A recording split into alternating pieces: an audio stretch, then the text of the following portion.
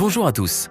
Nous vivons à une époque où les gens prospères et influents peuvent se permettre de vivre à plein régime et d'expérimenter tous les plaisirs de la vie. Et très souvent, ces hommes et ces femmes politiques, acteurs et sportifs célèbres, sont les premiers à s'engager dans des projets caritatifs. Et bien sûr, leurs noms sont fièrement mentionnés dans celui de diverses fondations, tandis qu'eux-mêmes se prélassent sur leurs yachts luxueux, passent du temps dans des stations balnéaires, portent des vêtements de marque et roulent dans des voitures de prix sans se priver de quoi que ce soit. Mais aujourd'hui, nous allons vous parler d'un homme qui, grâce à sa carrière de footballeur, a succès, son titre de Sénégalais le plus cool et son immense fortune pourrait mener une existence insouciante, s'acheter des centaines de voitures et quelques jets privés.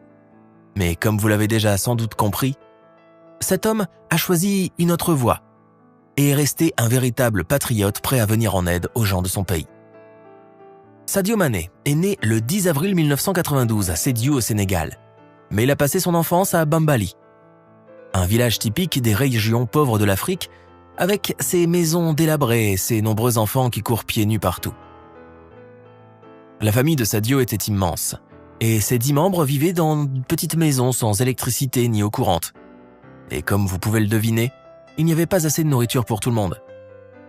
D'ailleurs, la famille Mané était pauvre, et lorsque Sadio avait 11 ans, le principal soutien de la famille est décédé, rendant la situation encore plus difficile.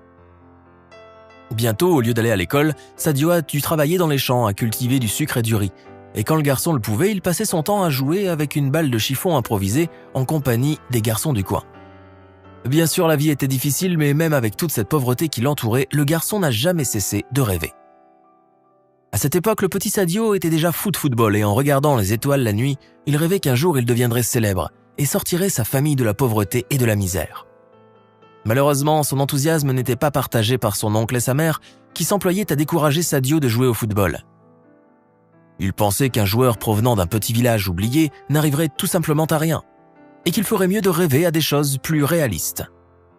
Mais l'opinion de la famille a changé lorsque le Sénégal s'est illustré lors de la Coupe du Monde de la FIFA 2002, atteignant même les quarts de finale. Le pays a alors fait son apparition sur la carte de la planète football. Et sa mère n'a eu d'autre choix que de laisser le garçon de 10 ans se rendre dans la capitale du football du pays. Mais comment a-t-il pu y parvenir sans argent ? Eh bien, c'est difficile à croire, mais la chance y a été pour beaucoup. Afin d'obtenir un logement, Sadio a offert un peu d'argent à une famille qu'il ne connaissait pas.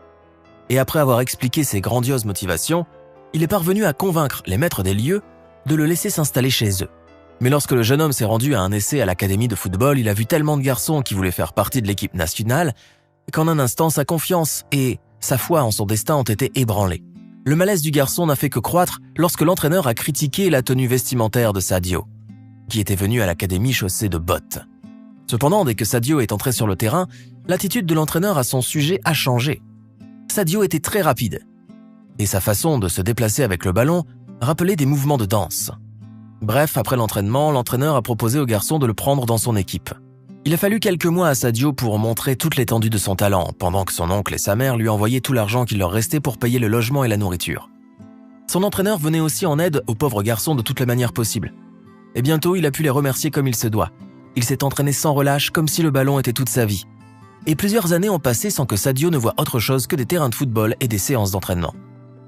L'ardeur et l'engagement du jeune homme ont attiré l'attention des recruteurs français et Sadio a rapidement signé pour le club de Metz.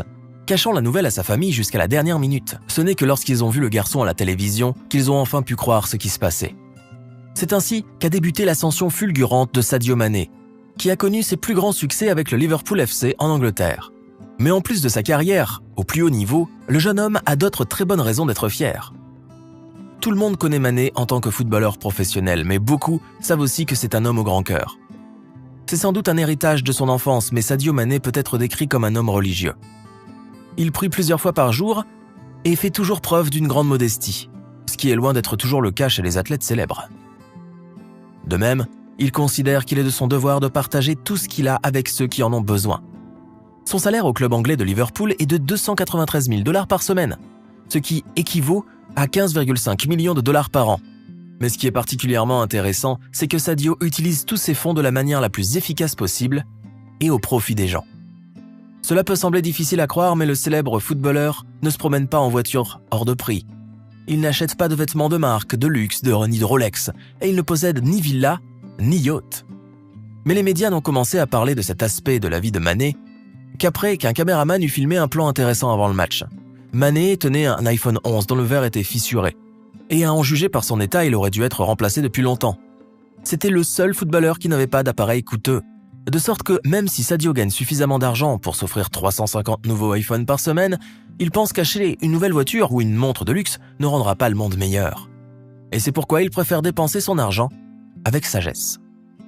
La première chose qu'il a faite, après avoir obtenu un revenu stable, a été de faire construire plusieurs écoles et terrains de football dans son village de Bambali. Car il sait par expérience ce que c'est de ne pas pouvoir apprendre à lire et à écrire, et à plus forte raison de ne pas avoir accès à des installations sportives. La principale motivation de Mané pour concrétiser ce projet était l'espoir que les adolescents qui ont grandi à la campagne puissent y rester, tout en disposant de tout le nécessaire pour se lancer dans une carrière sportive réussie. Mais ce n'était que le début et les journalistes ont un peu plus tard découvert que depuis plusieurs années, Sadio envoie 100 $ par mois à toutes les familles du village, soit plus d'une centaine, pour qu'elles puissent se nourrir et vivre correctement. Il faut savoir que de nombreux habitants du Sénégal vivent avec moins d'1 $ par jour. Sadio leur fournit également des médicaments, des vêtements et des chaussures. Selon lui, ce montant permet aux gens de ne pas avoir de problème pour se nourrir, comme ce fut le cas pour le footballeur lorsqu'il était enfant. Les habitants sont fiers de leurs compatriotes, comme on peut le voir à l'aéroport de Dakar, où les touristes sont accueillis à l'entrée par une banderole sur laquelle figure le visage souriant de Sadio. Ce sourire peut d'ailleurs être considéré comme l'élément le plus populaire de la publicité locale. Et on le retrouve sur les bannières, les sodas et les yaourts. Il s'est également inquiété pour son pays après que la pandémie de Covid-19 eut frappé le monde. Selon la commission médicale du Sénégal, Sadio a donné des sommes énormes pour construire de nouveaux hôpitaux, acheter des appareils de ventilation et soigner les personnes dans le besoin. Le monde entier s'étonne encore que Sadio n'ait pas perdu sa simplicité après son triomphe vertigineux à Liverpool, et que l'argent et la gloire n'aient pas obscurci son jugement, car chacun de ses gestes montre à quel point il est important pour lui de rester un homme humble et généreux.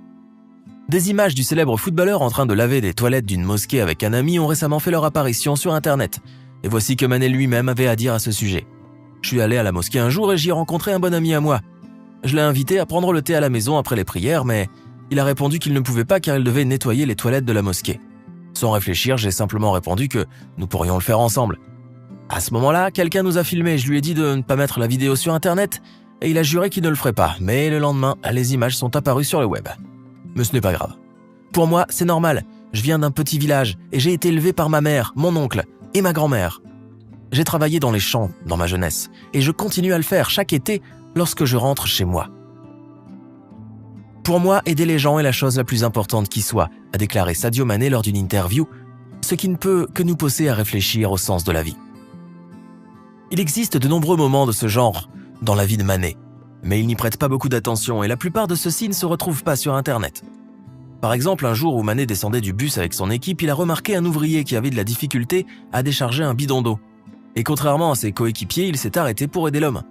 Il a également acheté plusieurs maisons pour des familles sénégalaises, avec de nombreux enfants, payé plus de 30 opérations pour des enfants et bien d'autres choses encore que seul le footballeur lui-même connaît.